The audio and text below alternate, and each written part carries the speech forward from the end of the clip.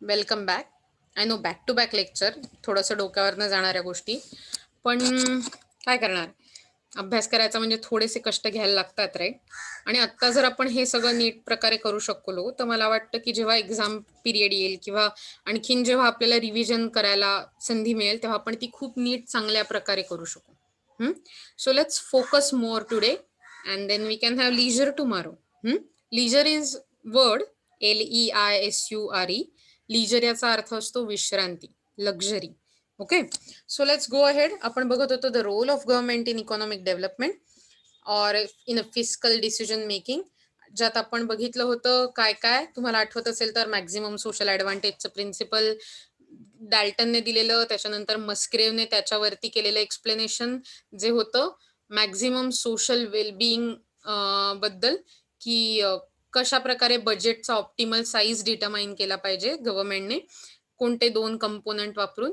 त्यानंतर आपण बघितलं की डॅल्टनने अशा कोणत्या टेस्ट सांगितल्या आहेत ज्या टेस्ट आपण, जसं बघा तुम्हाला जर लहानपणी आठवत असेल 9वी 10वीत वगैरे, तुम्ही ऍसिड किंवा बेस हे डिटरमाइन करण्यासाठी लिटमस टेस्ट वापरायचा, बरोबर आहे की नाही? की लिटमस निळा झाला की ऍसिड असतं किंवा बेस असतं का? लिटमस निळा झाला की काय असतं तुम्हाला माहितीये का? लिटमस निळा झाला की जनरली असं आपण ठरवू शकतो की ते ऍसिड असतं का बेस असतं ते. सो सिम्पली सेईंग, मला काही तुम्हाला आता सायन्सचे धडे नाही द्यायचे, पण या अशा प्रकारे टेस्ट आपण बघितल्या जातात. किंवा इव्हन सिम्पल बघा, कुणाला जर ताप येत असेल सध्याच्या काळात तर आपण पटकन कोविडची टेस्ट करतो की नाही? किंवा जर समजा पूर्वीच्या काळात जेव्हा पाऊस यायचा खूप आणि जर कुणाला ताप आला, डास असतात, तर आपण मलेरियाची, डेंग्यू, चिकुनगुनिया या सगळ्याची टेस्ट करायचो.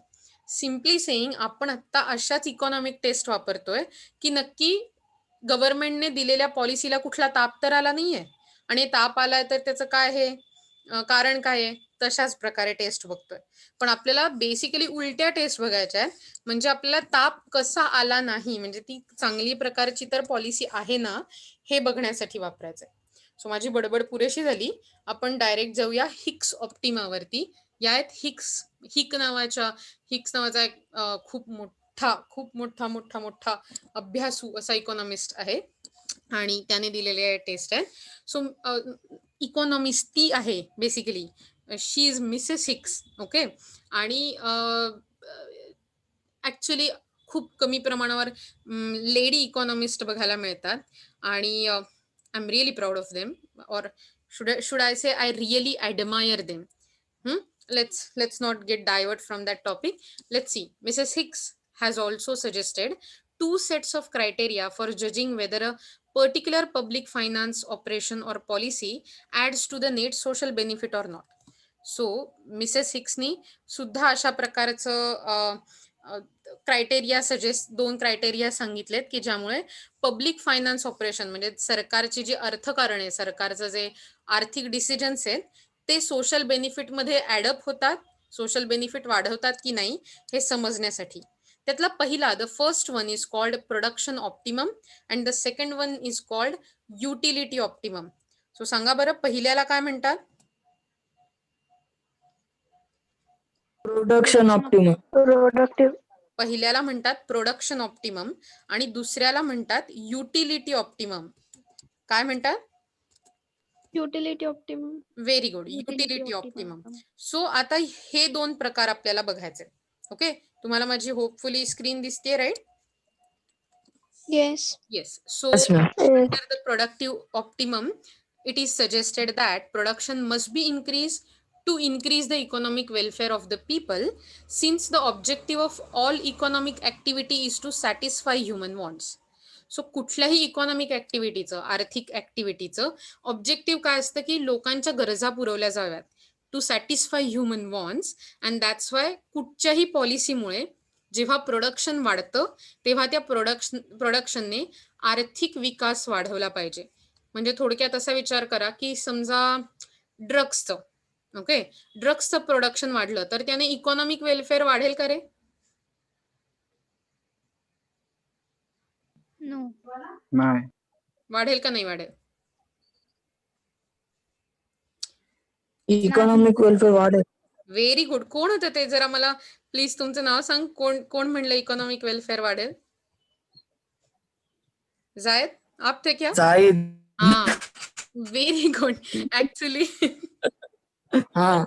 मतलब मुझे पता है सबको ऐसा लग सकता है कि क्या ये बोल रहा है या फिर मैं भी क्या बोल रही हूँ, लेकिन अगर ड्रग्स का बिझनेस लीगलाइज किया जाता है, इसका मतलब ड्रग्स का बिझनेस लीगल किया जाता आहे, कायद्याने तो जर बिझनेस केला जात असेल तर ड्रग्सच्या बिझनेसमध्ये खूप पैसे मिळण्याची शक्यता असते, जो मॉरली आणि एथिकली अगदी चुकीचा बिझनेस आहे, अतिशय चुकीचा. कुणीही ड्रग्सच्या रिलेटेड काही गोष्टी करू नयेत असं माझं स्ट्रॉंग ओपिनियन आहे आणि तुम्हाला पूर्ण असा सल्ला आहे.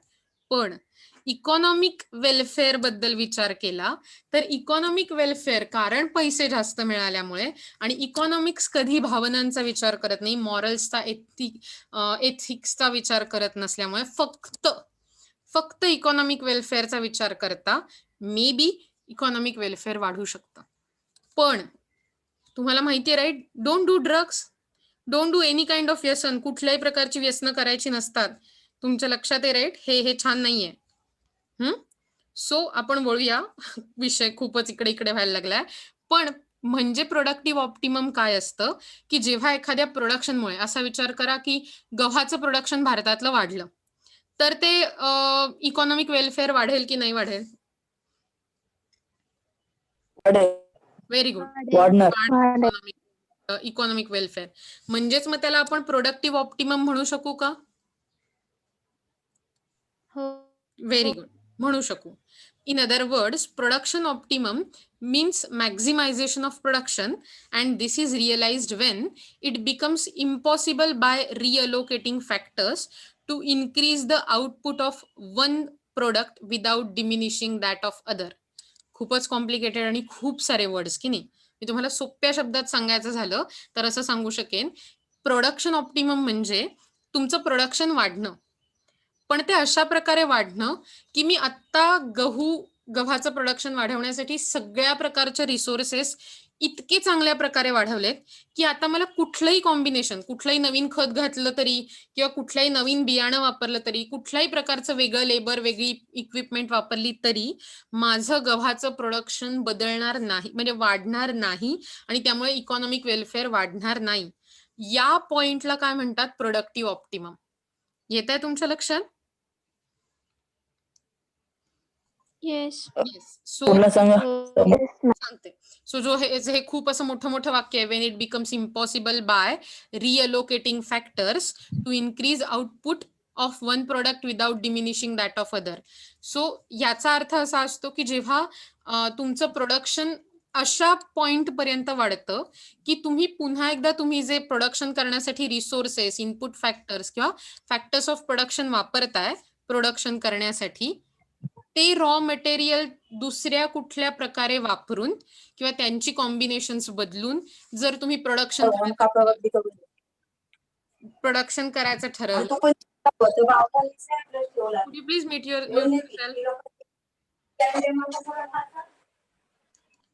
ओके. सो अशा कुठल्या प्रकारे प्रोडक्शन करायचं जरी ठरवलं तरी सुद्धा कॉम्बिनेशन्स बदलूनही आपल्याला त्या पॉइंटच्या पलीकडे प्रोडक्शन वाढवता येणार नाही. आणि म्हणून आपल्याला जर प्रोडक्शन वाढवायचं असेल तर आपल्या गव्हाचं प्रोडक्शन वाढवताना मग आपल्याला तांदूळाचं प्रोडक्शन कमी करायला लागेल. जर समजा त्या पॉइंट नंतर कुणाला प्रोडक्शन वाढवायचं असेल तर, थोडक्यात सांगायचं झालं तर तो असा एक पॉइंट असतो ज्यात तुम्ही सगळ्यात जास्त बेटर ऑफ असता, सगळ्यात जास्त चांगल्या कंडिशनला असता, आणि तेव्हा इतर सगळ्या प्रकारची प्रोडक्शन सुद्धा चांगल्या कंडिशनला असतात. मात्र आता गव्हाचं प्रोडक्शन प्रोडक्टिव्ह ऑप्टिमम पॉइंट नंतर वाढवायचं ठरवलं तर मे बी मला तांदूळाचं प्रोडक्शन कमी करायला लागेल. याचाच अर्थ मला तो पॉइंट मिळालाय जिथे मी प्रोडक्टिव्ह ऑप्टिममला असते. येत आहे लक्षात? Yes. Okay. The productive optimum किंवा production optimum is realized by equalizing the marginal returns of all the factors of production. So वेगवेगळ्या प्रकारचे फॅक्टर्स ऑफ प्रोडक्शन मधून मिळणारे मार्जिनल रिटर्न्स जे असतात, जे फायदे असतात, त्याचं अक्युम्युलेशन, त्याचं एकत्रीकरण करून आपल्याला प्रोडक्टिव्ह ऑप्टिमम मिळतो. All fiscal operations should therefore aim at maximising factors of production. म्हणजे त्यामुळे सगळ्या प्रकारची जी फिस्कल ऑपरेशन्स असतात, फिस्कल म्हणजे आर्थिक कामं, आर्थिक ऍक्टिव्हिटी असतात, त्या सगळ्याच देशाचं प्रोडक्शन वाढवण्याच्या म्हणजे काय हेतूने, ऑब्जेक्टिव्हने केल्या गेल्या पाहिजेत. This is not easy to achieve. हे इझिली अचीव नाही करतायत. A number of factors create difficulties. मग हे खूप जास्त फॅक्टर्स असतात जे डिफिकल्टी क्रिएट करतात. Okay, that is market imperfections, immobilities, imperfect substitutes of labor and capital, control of resources by monopolies etcetera. So हे कोणत्या गोष्टी असतात की ज्या आपल्याला प्रोडक्टिव्ह ऑप्टिमम म्हणजे त्या पॉइंट पर्यंत जाण्यासाठी रोखून धरतात. तर त्या असतात मार्केट इम्परफेक्शन्स, म्हणजे लोकांना कम्प्लीट इन्फॉर्मेशन नसते, लोक फसवले जातात, ग्राहक आणि म्हणजे सेलर्स आणि बायर दोघंही फसवले जातात. नंतर इमोबिलिटीज म्हणजे एका ठिकाणाहून दुसऱ्या ठिकाणी नेण्याची, कुठलंही रॉ मटेरियल असू देत, माणसं म्हणजे वर्कर्स असू देत, किंवा फिनिश्ड प्रोडक्ट म्हणजे फायनल प्रोडक्ट असू देत, हे एका जागेवरून दुसऱ्या जागेवर नेण्याची कपॅसिटी नसणं, that is immobilities. Imperfect substitutes of labour and capital म्हणजे तुमचं कशा प्रकारे इंटेन्सिटी आहे, लेबर, कॅपिटल, कुठलं जे गरजेचं आहे ते तुम्हाला न मिळणं, कॅपिटल किंवा लेबर यांच्यामध्ये. किंवा एखादा मोनोपॉलिस्ट असेल मार्केटमध्ये, तर त्याने सगळे कॅपिटल रिसोर्सेस स्वतःच्या ताब्यात ठेवणं, सो दॅट इतर कोणी त्याला कॉम्पिटिशन क्रिएट होऊ नये. असे अनेक आणि हजारो, लाखो प्रकार असतात की ज्यामुळे आपण प्रोडक्टिव्ह ऑप्टिममला पोहोचू शकत नाही, आणि ही अतिशय इररिअलिस्टिक कन्सेप्ट बनून जाते. So according to Mrs Hicks, while maximizing production, we must choose that setup which may yield maximum satisfaction. So त्यामुळे मिसेस हिक्स यांच्या मते जेव्हा आपण एका मॅक्झिमम प्रोडक्शनच्या पॉइंटला जाण्यासाठी चूज करतो, तो सेटअप जो असतो, तो सेटअप आपल्याला मॅक्झिमम यील्ड ऑफ सॅटिस्फॅक्शन म्हणजे त्या प्रोडक्शनच्या सेटअपने आपल्याला जास्तीत जास्त सॅटिस्फॅक्शन मिळालं पाहिजे, आणि त्या सॅटिस्फॅक्शनने आपल्याला जास्तीत जास्त ऑप्टिमम युटिलिटी मिळाली पाहिजे. युटिलिटी म्हणजे सॅटिस्फॅक्शनच्या जवळ जाणारी. It's a capacity of product or a capacity of commodity to fulfil your wants. तर त्यामुळे तुम्हाला ऑप्टिमम युटिलिटी मिळाली पाहिजे. This can be achieved by redistributing income to increase the satisfaction of one individual without diminishing the satisfaction of another after full allowance has been made for compensation. खूप सारे शब्द आहेत ना, सोप्या शब्दात सांगूय. असा विचार करा, तुमच्या वर्गात आत्ता जसं आपण म्हणतोय की लेक्चरला साधारण 8 ते 10 मुलं आहेत, 8च मुलं आहेत. ओके, सो मी असं ठरवलं आज तुम्ही 8 मुलं लेक्चरला आला आहेत, म्हणून मी सगळ्यांना 8 टोटल लोकांना डेअरी मिल्क द्यायची ठरवली.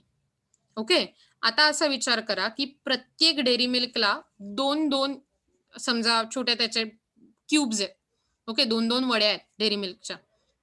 आणि माझ्याकडे किती वड्या आहेत आत्ता? तर माझ्याकडे 20 वड्या आहेत. तुम्ही किती लोक आहात सांगा मला? 8. 8. येतंय लक्षात? आणि माझ्याकडे डेअरी मिल्कच्या वड्या किती आहेत? 20. 20. करेक्ट. म्हणजे मी जर आत्ता तुम्हाला असं केलं की पहिला जो नंबर आहे ना, पहिली काय म्हणू आपण त्याला, पहिली मुलगी किंवा मुलगा मला लिस्टवर दिसेल, त्याला 1 वडी दिली, दुसऱ्याला 2, तिसऱ्याला 3, तर सगळ्यांना समान सॅटिस्फॅक्शन मिळेल का रे? नाही. नाही मिळणार, राईट? किंवा त्याला म्हणजे मग मी असं म्हणेन का की जेव्हा मी असं देते तेव्हा तुम्हाला ऑप्टिमम युटिलिटी मिळाली? नाही मिळणार. पण तेच मी जर असं ठरवलं की प्रत्येकाला 2-2-2-2 द्यायच्या, सो मी काय केलं, मी प्रत्येकाला 2 दिल्या म्हणजे 8 जण आहात, तर प्रत्येकाला 16 वड्या दिल्या, बरोबर? म्हणजे प्रत्येकाला 16 नाही, प्रत्येकाला 2 म्हणजे टोटल 16 वड्या दिल्या, बरोबर? येस. मग आता तुम्हाला सॅटिस्फॅक्शन मिळालं का रे? हो. येस. बरोबर. हो. पण ते ऑप्टिमम सॅटिस्फॅक्शन आहे का रे? येस. नाही. कारण अजूनही माझ्याकडे 4 वड्या शिल्लक आहेत, बरोबर आहे ना? मग मी असं म्हणू शकते की मी शिक्षक आहे, मी 4 खाणार. पण मग ते तुम्हाला ऑप्टिमम सॅटिस्फॅक्शन नाही मिळणार, ऑप्टिमम युटिलिटी नाही मिळणार. तर मग मला काय करायला लागेल, जे तुम्हाला जसं आवडतंय तसं त्या 4 वड्या सुद्धा हाफ मध्ये डिवाइड करून तुम्हाला प्रत्येकाला हाफ अशा 8 वड्या द्यायला लागतील, म्हणजे 4 वड्या हाफ अशा 8 जणांना द्यायला लागतील. आता तुम्हाला ऑप्टिमम युटिलिटी मिळेल का रे? येस. येतंय लक्षात? Yes ma'am. म्हणजेच मी जेव्हा युटिलिटी ऑप्टिमम म्हणते तेव्हा मी म्हणते सगळ्यांना त्यांची वॉन्ट सॅटिस्फाईंग युटिलिटी मिळणं. येतंय नक्की लक्षात? Yes. Oh. Yes. Oh. So utility optimum of Mrs. Hicks is related to the composition of national output and relative importance of its components. So national output म्हणजे national production. पूर्ण देशात होणारं एक वर्षाचं प्रोडक्शन आणि त्या प्रोडक्शनसाठी लागणारे घटक कंपोनंट्स याच्याशी रिलेटेड युटिलिटी ऑप्टिमम ही कन्सेप्ट मिसेस हिक्सनी सांगितली. A variation in this composition would automatically lead to a variation in this aspect, in this aggregate utility derived from it. When a stage is reached whereby such a variation in the utility derived from GDP cannot be increased, the utility optimum is said to have been achieved. खूप शब्द आहेत right, मला माहिती आहे. So त्यांनी खूप कठीण शब्दात काय सांगितलं माहितीये का, जेव्हा देशातल्या सगळ्या लोकांना अशा प्रकारची ऑप्टिमम युटिलिटी मिळेल की ही युटिलिटी कशापासून असेल, जीडीपी म्हणजे देशात होणाऱ्या ग्रॉस डोमेस्टिक प्रोडक्शन पासून, म्हणजेच थोडक्यात टोटल प्रोडक्शन पासून. सो जेव्हा जीडीपी पासून कम्प्लीट युटिलिटी मिळेल की आता कुठल्याही प्रकारे एक्स्ट्रा युटिलिटी वाढवता येणार नाही, एका माणसाची युटिलिटी वाढवता येणार नाही दुसऱ्याची कमी केल्याशिवाय, अशी जेव्हा कंडिशन येईल तेव्हा तुम्ही त्याला काय म्हणणार आहात, युटिलिटी ऑप्टिमम. काय म्हणणार आहात? Utility optimum. Correct. Utility very good. So अशी स्टेट जेव्हा तुमची युटिलिटी जीडीपी पासून मिळणारी तुमची युटिलिटी वाढू शकणार नाही जोपर्यंत तुम्ही तुमच्या मित्राची तुमच्या शेजाऱ्याची युटिलिटी कमी करत नाही, अशा पॉइंटला म्हणणार युटिलिटी ऑप्टिमम. आणि प्रोडक्टिव्ह ऑप्टिमम म्हणजे काय की जेव्हा अशा प्रकारच्या प्रोडक्शनची स्टेज जेव्हा तुम्ही ते प्रोडक्शन इन्क्रीज करू शकणार नाही, गव्हाचा समजा विचार केला तर, जोपर्यंत तांदूळाचं प्रोडक्शन आता कमी केलं जात नाही. सो एक्झॅक्टली मॅक्झिमाइज्ड प्रोडक्शन आणि मॅक्झिमाइज्ड युटिलिटी याला आपण रिस्पेक्टिव्हली प्रोडक्टिव्ह ऑप्टिमम आणि युटिलिटी ऑप्टिमम असं म्हणतो. The problem with this criteria is that, म्हणजे या सगळ्या हिक्सच्या ऑप्टिमा या क्रायटेरियामध्ये या दोन टेस्टमध्ये एक असा प्रॉब्लेम दिसून येतो की utility and the relative importance of various goods and services can not be quantified. So तुमची जी युटिलिटी आहे, तुम्हाला मिळणारं सॅटिस्फॅक्शन आहे, हे आपण क्वांटिफाय कसं करणार, आपण मोजणार कसं, कुणाकडे आहे का काही आयडिया? कसं काय युटिलिटी? मी तुम्हाला म्हटलं की ठीक आहे 20 त्या कॅडबरीच्या वड्या तुम्हाला दिल्या, पण तुम्हाला मिळणारं सॅटिस्फॅक्शन मोजता येईल का रे मला? नाही. म्हणजेच पर्सेंटेजच्या आधारे कसं मोजणार? म्हणजे आता बघ हा, आता समजा असा विचार कर की प्राचीला असं वाटतंय वा मला तर 100% आनंद मिळाला, बरोबर. पण प्राचीला जरी तसं वाटलं तरी अमरला असं वाटतंय की नाही 100% नाही, मला 50% मला आणखीन 4 कॅडबऱ्या चालल्या असत्या. मे बी वेदांतीला असं वाटत असेल मला 70% मिळालं. हे कसं, हे व्हेरी रिलेटिव्ह आहे प्रत्येकाच्या मनाप्रमाणे ना. हो. म्हणजेच ही जी कन्सेप्ट आहे प्रोडक्टिव्ह ऑप्टिमम आणि बेसिकली मेजरली युटिलिटी ऑप्टिमम, ही क्वांटिफायबल नाहीये, आपण ते मेजर करू शकत नाही. Okay. Moreover such measures of relative utility are always subject to revision over time and place. म्हणजे असा विचार करा की आत्ता मे बी वेदांतीला असं वाटतं किंवा जायदला असं वाटतं की त्याला 100% सॅटिस्फॅक्शन मिळालंय चॉकलेट खाऊन. वेदांतीकडचीच, तिने खूप भारी चॉकलेट बनवते ती असं मला कळलंय. सो एकदा आम्हाला क्लास सुरू झाल्यावर खायला आवडतील बरं का ती वेदांती. तू तुझा बिझनेस करतेस, that's a good thing. Very congratulations for that. Thank you ma'am. Yes, सगळ्यांनी मिळून ऐकून ठेवा, ती खूप भारी चॉकलेट बनवते. आता आपल्याला पार्टी हवीच आहे म्हणजे. सो ह्या प्रकारे मग वेदांतीची चॉकलेट खाऊन मला खूप भारी वाटलं क्रिसमसच्या वेळी. पण आता नेमकं कसं झालंय, सो मला 100% सॅटिस्फॅक्शन होतं. ओके. पण आता माझं जेवण झालं, जेवताना आमच्याकडे आज काहीतरी कार्य असल्यामुळे फ्रूट सॅलड होतं, बासुंदी होती, नंतर मे बी साखर भात होता, नंतर शीर कुर्मा होता आणि आणखीन एक काहीतरी पदार्थ शोधून ठेवा, काही तो पण होता. ओके. वडी होती कसली तरी. सो ह्या सगळे 5 पदार्थ खाल्ल्यावर जरी भारीतलं भारी वेदांतीने मला चॉकलेट दिलं तरी मला त्यापासून 100% सॅटिस्फॅक्शन मिळेल का रे? नाही. नाही नाही नाही. कारण मला खूप जास्त गोड झालेलं असेल, बरोबर? मग असं मला सांगा, तिच्या चॉकलेटची क्वालिटी कमी झाली का? नाही. नाही, ती तशीच नाही. भारीमध्ये आहे. पण माझ्यासाठी त्याचा प्रेफरन्स बदलला, रिलेटिव्ह झाला आणि त्यामुळे युटिलिटी ऑप्टिमम हे कॅल्क्युलेट करणं खूप म्हणजे जवळजवळ हार्ड असतं, इम्पॉसिबल असतं. कारण ते जे प्रेफरन्सेस असतात युटिलिटीचे ते ओव्हर द टाइम खूप चेंज होत जातात. Thus, the basic idea contained in the principle of maximum, just a minute, okay, maximum social advantage is useful. म्हणजे ही जी हिक्सची प्रिन्सिपल्स आहेत, ही जी बेसिक आयडिया आहे, ही जरी युजफुल असली तरी it is difficult to adopt in a strict quantitative terms. जेव्हा आपण numbers बद्दल बोलत असतो तेव्हा ती आपण म्हणजे अडॉप्ट करणं ही कठीण गोष्ट होते. Okay, the measurement of social advantage in absolute terms is impossible. No measure of a public finance can be judged in isolation, but a comprehensive view should be taken of the entire operations of public finance and their overall effect.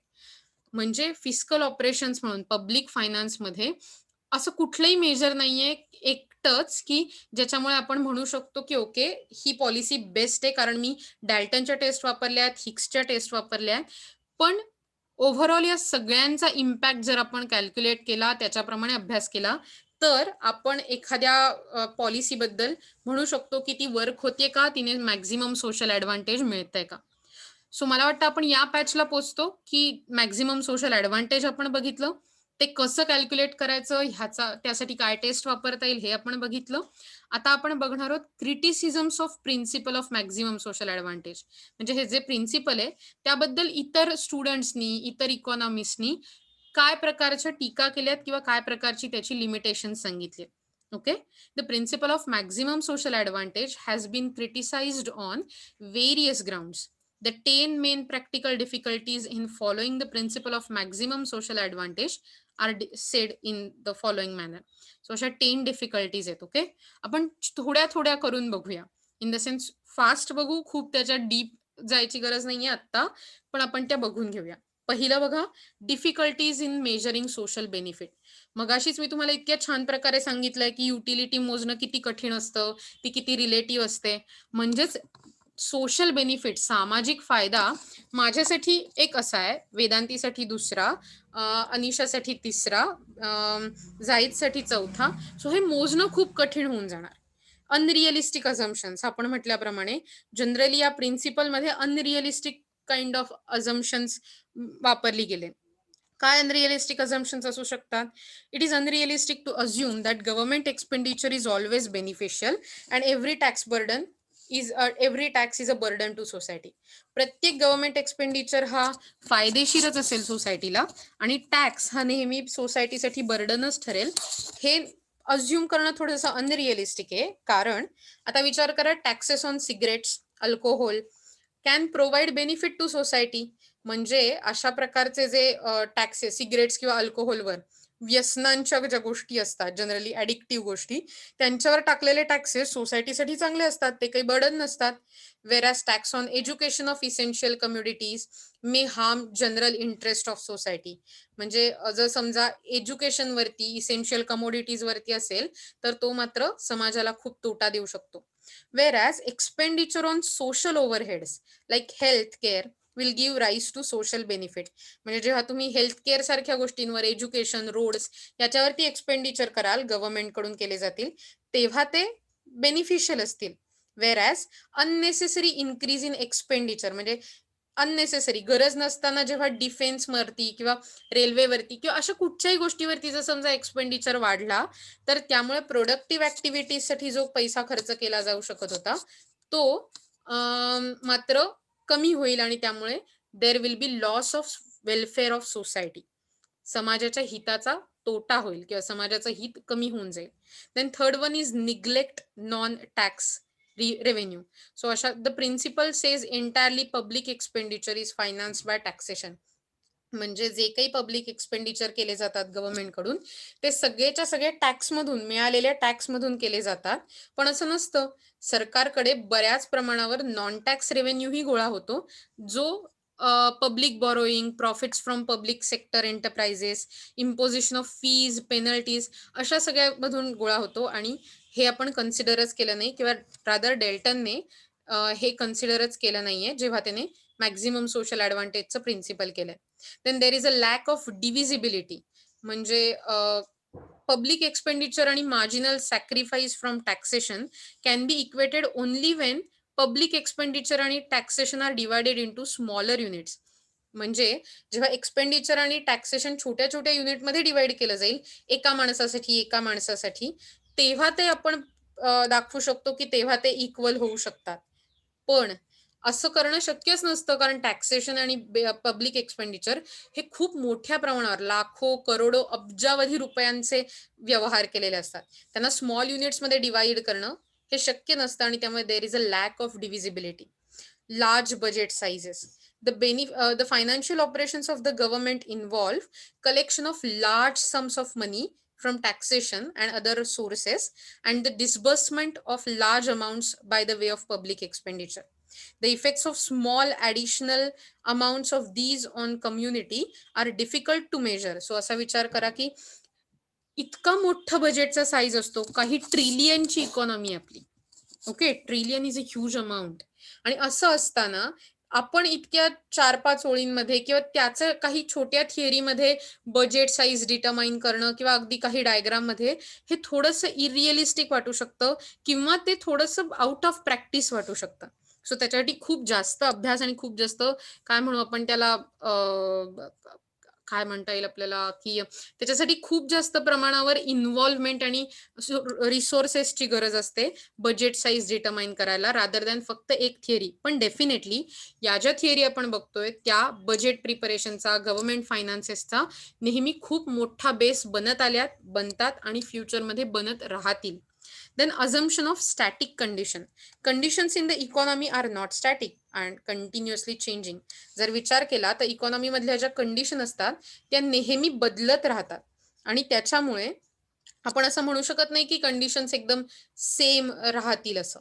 Okay, आज आपण 7व्या limitation पर्यंत आलोय आणि मला वाटतं आपण इथे थांबूया आजच्यासाठी. ओके, सो मला वाटतं मी तुम्हाला अटेंडन्स शीट दिलीये, तुम्हाला ती मिळाली का? एकदा मला चेक करू दे. Did you get? नाही मिळाली? Let me give it to you. No, ma'am. No. बरं देते. मे बी मी विसरले असेल. मिळाली का बघा? हो.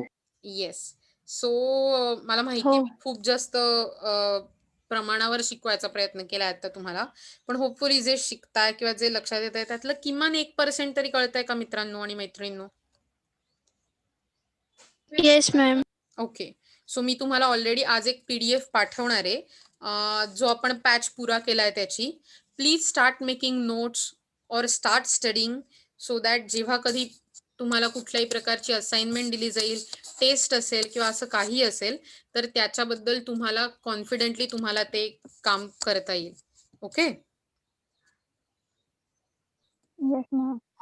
आपण एक टेस्ट कंडक्ट करूया साधारण पुढच्या आठवड्यात वगैरे. मला आठवण करा, तुम्ही करणार का आठवण का मला की तुम्ही आपलं नेहमीप्रमाणे टांग द्याल मला त्या बाबतीत, पण हरकत नाही. होपफुली तुम्ही मला आठवण कराल. आपण एक टेस्ट कंडक्ट करूया आतापर्यंत जे शिकवलं त्याच्यावर, की ज्याच्यात तुम्हाला लगेच तुमचे मार्क कळतील. अशा प्रकारची एक 5 ते 10 क्वेश्चन असतील आपण जे काही शिकलो त्याच्यावरती, आणि देन त्याचे तुम्हाला लगेच मार्क कळतील. Is it okay for you? Yes. Yes, okay. Very Yes, good. ma'am. So keep studying. मी तुम्हाला आज PDF पाठवते. जर मी टाकलं नाही तर प्लीज प्लीज प्लीज मला आठवण करा फक्त. ओके, कारण कधी कधी असं होतं की मी टाकायला विसरते. So don't do that. Okay, तुम्हाला अटेंडन्स शीट मिळाली राईट सगळ्यांना? Yes. Okay Yes, okay, ma'am. चालेल. आपण भेटूया उद्याला परत 12:15 म्हणजे आजच्यासारखी लेक्चर घेता येतील आपल्याला. Thanks for your patience. Have a nice day ahead. Okay, bye bye.